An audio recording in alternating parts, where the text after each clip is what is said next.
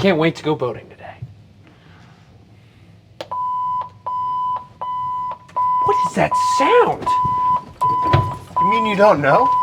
Bet you haven't registered your VHF with the Coast Guard yet. Really?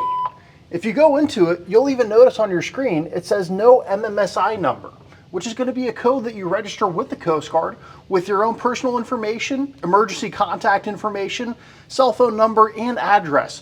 So if you do have a bad day on the water, you press that little distress button and it's going to immediately notify the Coast Guard that they're out on the water looking for you. No way. That is important. I got to give the Coast Guard a call. Thank you so much for that information, Eric. Absolutely. And if you don't do it, it's going to keep going off every 30 minutes. Wow. Yeah, I need to get that done. Thank you so much. Absolutely.